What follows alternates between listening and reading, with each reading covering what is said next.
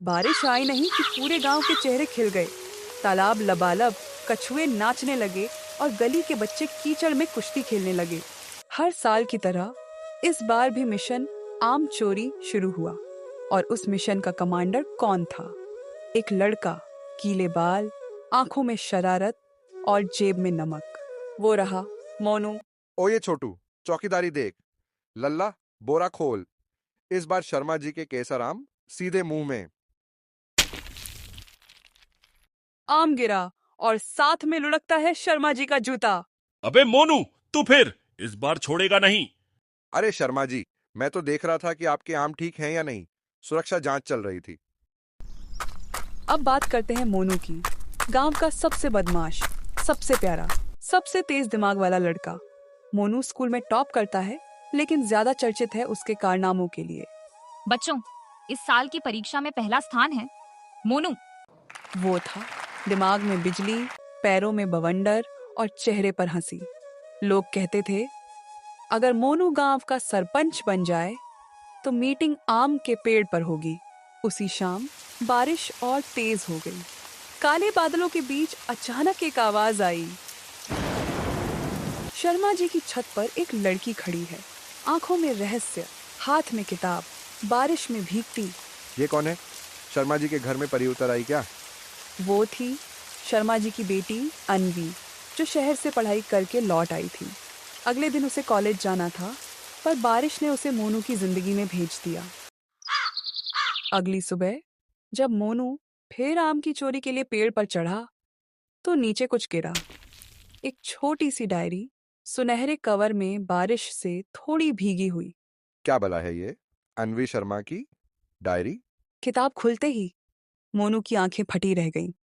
उस डायरी में लिखा था, मैं कुछ और बनना चाहती हूँ। मैं सिर्फ शर्मा जी की बेटी नहीं, मैं एक इंसान हूँ, लेकिन समाज ने मुझे पिंजरे में रखा है। नाम, जात, मान सब बेड़ियां हैं। अरे बाप रे, ये तो इंटरकास्ट वर्जन की कविता लिखती है। मोनू को कुछ समझ नहीं आया, पर पहली बार उसके दिल में चोरी से अलग कोई और हलचल शुरू हुई थी।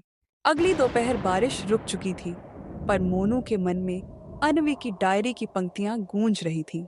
और तभी शर्मा जी की छत पर वही लड़की बैठी, अब किताब नहीं, छाता पकड़े हुए।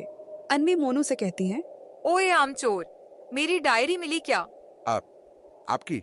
वो तो मैं तो बस पढ़ नहीं रहा था, मतलब देख नहीं रहा था, मतलब मैं पढ़ना जानता ही नहीं। तो फिर इतना हंस क्यों रहे थे पेज नंबर 23 पर? मोनू पकड़ लिया गया था, पर पहली बार वो हारने में भी मुस्कुरा रहा था। ठीक है, क्या तुम चाय पीना चाहोगे? हाँ हाँ, क्यों नहीं। शर्मा जी के घर चाय बनी, बारिश के बाद की मिट्टी की खुशबू, और मोनू पहली बार दीवार के अंदर गया चाय पीने। मोनू बैठा है, थोड़ा डरते हुए। अन्वी सामने मुस्कुरा रही। तुम्हें किताबें पसंद नहीं? अगर आम के पेड़ पर उगे तो जरूर पढ़ूंगा। वैसे चोरी करना छोड़ दो, अच्छा नहीं लगता। अगर तू दोस्त बन जाए तो छोड़ दूंगा। उस दिन बारिश ने दो अजनबियों को दोस्त बना दिया। अन्वी सिर्फ पढ़ी लिखी नहीं थी, वो सपनों से बात करती थी। अन्वी अपने कमरे में स्केच बना रही है, सपनों के गांव की, जिसमें जात पात नहीं। वो मोनू को कल्पना गांव की कहानियां सुनाती, जहां इंसान सिर्फ इंसान होते हैं। अगर इस गांव में मैं ब्राह्मण हूँ और तुम कुछ और, तो हम दोस्त नहीं हो सकते क्या? हमारा गांव भी वैसा होता तो मैं रोज स्कूल जाता और चोरी नहीं करता।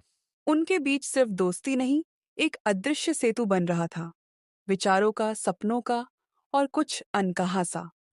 पर ये गांव है जनाब, जहां आम गिरने की आवाज हो या आंसू की, गांव की मौसी बिल्लो को सब पता होता है। मुझे तो पहले ही शक था, मोहर वाला आम चुराने वाला अब शर्मा जी की बेटी का दिल चुरा रहा है। जात का कोई लिहाज नहीं रहा। अब आम वाला लड़का और शहर की लड़की।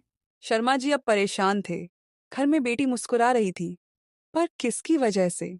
उस मोनू से कुछ ज्यादा बातें हो रही हैं। जात बिरादरी का मान तो नहीं मिटा रही। शर्मा जी अन्वी को टोकते हैं, तनाव बढ़ता है। अगली बार वो लड़का इस घर के पास दिखा तो खुद बताओगी या मैं कुछ करूं? पापा, आप बस ये बताओ, इंसान की जात कितनी बार बदलती है? अब अन्वी मिलने नहीं आती, चाय नहीं, कहानियां नहीं, बस दूर से एक झलक और बेमन मुस्कान। क्या मेरा मजाक बन गया था, या ये दोस्ती भी जात की फाइल में बंद हो गई? मोनू अकेले आम के पेड़ के नीचे बैठा है। बारिश की बूंदें उसके चेहरे से बह रही हैं। और एक रात मोनू को अन्वी की डायरी का एक और पन्ना मिला, कहीं उड़ते हुए पेड़ की डाल पर अटका हुआ।